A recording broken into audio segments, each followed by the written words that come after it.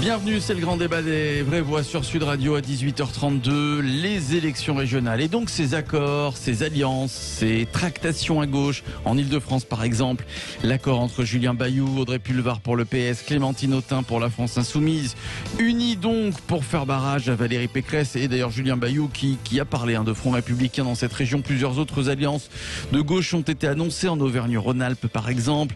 Écolos, socialistes, communistes qui font liste et programme commun face à Laurent Wauquiez. Accord à liste commune en Centre-Val de Loire, en Bourgogne-Franche-Comté. Les alliances à gauche sont-elles antidémocratiques? C'est la question que l'on vous pose sur Twitter. Vous votez, vous dites oui pour le moment à 67%, 0826 300 300. On va vous écouter dans un instant. C'est le grand débat des vraies voix. Sud Radio, les vraies voix. Le débat est ouvert. Et oui, la gauche ensemble donc pour ce second tour des élections régionales, ensemble dans plusieurs régions. 0826 300 300, appelez-nous pour débattre avec Philippe Bilger, avec Caroline Pilastre, avec Jean Dorido. Notre invité c'est Thomas Porte qui est avec nous, bonsoir. Bonsoir. Bonsoir Thomas Porte, porte-parole du mouvement Génération. Alors, tiens, parlons de l'Île-de-France, Thomas Porte. Julien Bayou a quand même parlé de Front Républicain pour battre Valérie Pécresse. Est-ce que le Front Républicain n'est pas utilisé un peu à toutes les sauces en ce moment, selon vous, Thomas Porte ? Je ne sais pas s'il est utilisé à toutes les sauces. Ce que je peux vous dire, c'est qu'aujourd'hui, les listes de gauche, elles ont décidé de passer un accord pour mettre fin à la politique de Valérie Pécresse qui aujourd'hui flirte sur certains sujets avec l'extrême droite. Ça, c'est une réalité. Elle était d'ailleurs au premier rang de la manif pour tous. Elle a d'ailleurs renvoyé dos à dos Jean-Luc Mélenchon et l'extrême droite. Donc aujourd'hui, les trois listes de gauche l'avaient dit avant le premier tour qu'elle fusionnerait derrière celui ou celle qui arrivait en tête. C'était Julien Bayou et je m'en félicite puisque Génération était sur cette liste. Et aujourd'hui, nous avons fait une alliance autour d'un programme clair de rupture à la fois écologique et social pour mettre en place une politique régionale qui donne envie aux habitants de vivre en Ile-de-France, ce qui est aujourd'hui malheureusement pas le cas. Qu'est-ce que vous dites aux électeurs, par exemple, qui ont voté, je sais pas, pour le Parti Socialiste en Ile-de-France, on reste sur l'Ile-de-France, pour les écologistes, mais qui ne sont pas du tout d'accord avec les idées de la France Insoumise? Est-ce que vous pensez à eux? Vous leur imposez une liste quand même, Thomas Porte, qu'ils n'ont pas choisi? Non, on n'impose pas de liste. Il y a eu un accord qui a été passé entre les trois listes, notamment avec Audrey Pulvar, et je prends acte de la responsabilité qu'elle a prise, ce qui n'est pas le cas du Parti Socialiste dans toutes les régions. Malheureusement, on pourra en parler tout à l'heure. Mais aujourd'hui, vous savez, quand vous êtes sur le terrain, il y avait beaucoup d'électrices et d'électeurs qui justement regrettaient qu'il n'y ait pas d'union de la gauche dès le premier tour. Et je fais partie d'une organisation politique qui porte cette idée qu'il faut se rassembler pour gagner les élections. Donc je crois que c'est une très bonne nouvelle que ces trois listes fusionnent, et nous avons véritablement une chance dimanche de prendre le pouvoir avec Julien Bayou en Ile-de-France. C'est aussi ça la réalité, et je crois qu'il y a des milliers d'électrices et d'électeurs qui ne se sont pas mobilisés au premier tour parce qu'ils regrettaient qu'il n'y ait pas aussi de rassemblement, qui pourront avoir une offre politique qui leur permette de s'exprimer au second tour. Philippe Bilger.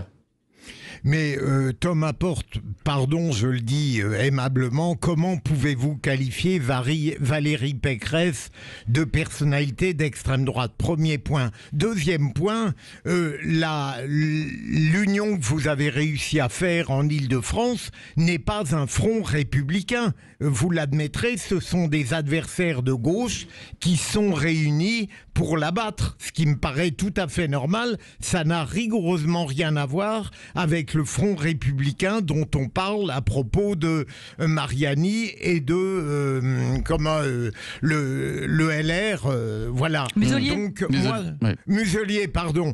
Je trouve tout à fait normal, à partir du moment où on est de gauche, qu'on cherche à s'unir pour battre politiquement quelqu'un qui a obtenu un très bon résultat au premier tour. Mais elle n'est, pardonnez-moi d'insister, elle n'est tout de même pas d'extrême droite, quoi. Je vais vous répondre. Pour Valérie Pécresse, moi j'assume totalement de la qualifier d'extrême droite. Il n'y a qu'à regarder notamment par exemple les subventions qu'elle donne à certaines associations qui se sont mobilisées contre le mariage pour tous, qui sont anti-IVG. Donc ça c'est une réalité. Moi j'ai pas repris la sémantique de Front Républicain pour qualifier ce qui se passe en Ile-de-France. C'est une alliance politique des forces de gauche qui portent un projet commun et qui veulent battre la droite de Valérie Pécresse. Le Front Républicain, c'est ce qui se passe aujourd'hui en région PACA. On a appelé la liste de gauche à se retirer. J'étais un des premiers à l'appeler dès dimanche soir. Là, oui, c'est un Front Républicain puisqu'on a un véritable danger d'avoir une accession au pouvoir d'une liste du Rassemblement national. Mais je crois que plutôt que parler de Front Républicain, en Île-de-France et l'Alliance des forces de gauche et écologistes qui portent un projet commun, qui veulent le mettre en application sur la région Île-de-France et qui veulent mettre un coup d'arrêt à la politique de Valérie Pécresse. C'est ça la réalité politique de ce qui se passe en Île-de-France. Alors, la réaction des vraies voix, Jean Dorido. Totalement d'accord avec vous. Oui, Jean Dorido. Est-ce que je peux me permettre Allez-y. Après, je me tais. Non, allez-y. En effet, en ce qui concerne Mariani, vous ne trouvez pas que le principe du Front républicain est tout de même un artifice? Est-ce que le Front républicain ne sacrifie pas celui qu'il offre contre toute vraisemblance politique et au fond ligote celui qu'il reçoit contre toute vraisemblance partisane? Est-ce que ça n'est pas quelque chose qui dénature profondément la démocratie? C'est une décision qui est difficile, notamment pour celles et ceux qui ont mené campagne et qui ont quand même fait 16 ou 17%, qui sur le terrain nous alertent sur les 5 dernières années qu'ils n'ont pas eu d'élus progressistes à la région à qui s'adresser pour porter les dossiers. Donc c'est une véritable décision très difficile.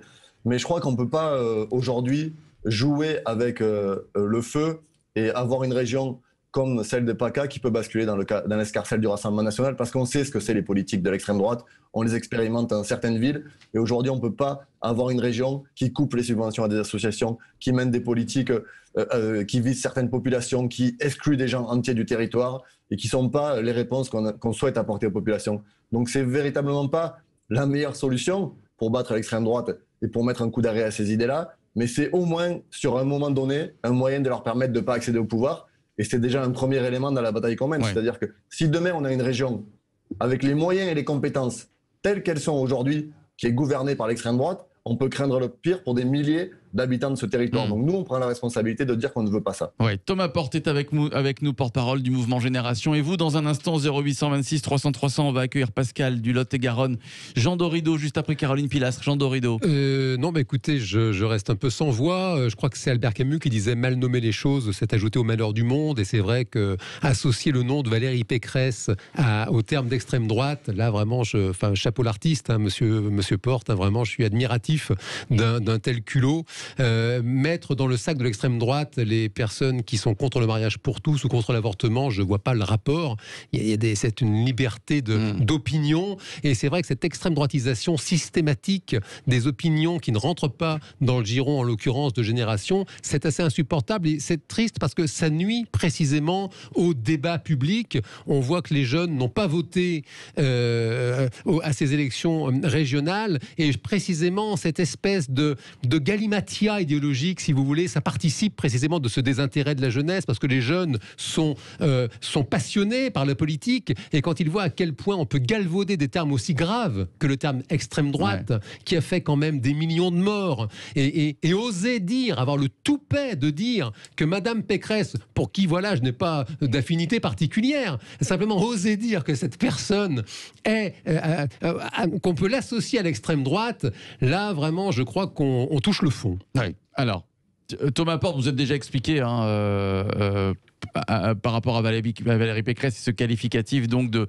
femme d'extrême droite. Et je rajoute, pardon, donc, que j'entends parler d'union de la gauche. Je trouve que c'est aussi un culot formidable, parce que Génération a été créée par monsieur Benoît Hamon, qui est quand même la personne qui a flingué le quinquennat du président Hollande avec la fronde. Caroline Pilastre. Entièrement d'accord avec toi, Jean. Je trouve ça scandaleux, monsieur, que vous traitiez Madame Pécresse d'extrême droite, sachant qu'elle combat l'extrême droite depuis des années. Il se trouve que je connais bien les LR, et je peux vous assurer que là, c'est limite de la calomnie, pour pas dire de la diffamation. Vous avez le droit d'être contre elle. C'est un adversaire politique. Mais que dire de l'extrême gauche? Que dire d'LFI? Que dire des racialistes?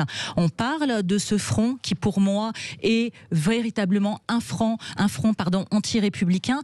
Anne Hidalgo a répondu récemment que la gauche avait perdu sa boussole républicaine. Alors certes, il y a plusieurs couleurs en termes de sensibilité socialiste, mais vous ne pensez pas pareil. LFI est d'extrême gauche, les ELV ne pensent pas comme le PS, et inversement. Qu'est-ce qu'on aurait dit à l'inverse si la droite avait fusionné avec l'extrême droite? Après tout, ce serait aussi la même chose que le Front républicain dont vous parlez, monsieur, à l'inverse, pour les électeurs et les candidats de droite. Oui. C'est vrai que beaucoup et des électeurs de gauche sont contre cet accord et ces accords dans plusieurs régions entre les socialistes et la France insoumise, Thomas Porte. Oui, mais parce que c'est... Qu'est-ce que vous leur répondez? qu'aujourd'hui, si on veut aujourd'hui reprendre le pouvoir et mettre un coup d'arrêt à ces politiques-là, et la politique qui est menée par Valérie Pécresse depuis des années, avec tous les ravages qu'on connaît, on peut parler de la privatisation des transports en commun, de l'état des lycées catastrophique, des aides aux entreprises. La région Île-de-France donne de l'argent à Renault sans conditionner les aides. Est-ce qu'aujourd'hui, la région Île-de-France a besoin de donner de l'argent à Renault? Est-ce qu'elle n'a pas d'autres compétences à avoir sur la rénovation thermique des bâtiments, sur les circuits courts, sur les cantines bio, sur l'arrêt du Charles de Gaulle Express pour rénover le RERB et le RRC? Donc il y a des vraies politiques sociales à mener, des vraies politiques écologiques. Et si on veut les mener aujourd'hui, il faut pouvoir accéder aux affaires, il faut pouvoir gagner la région.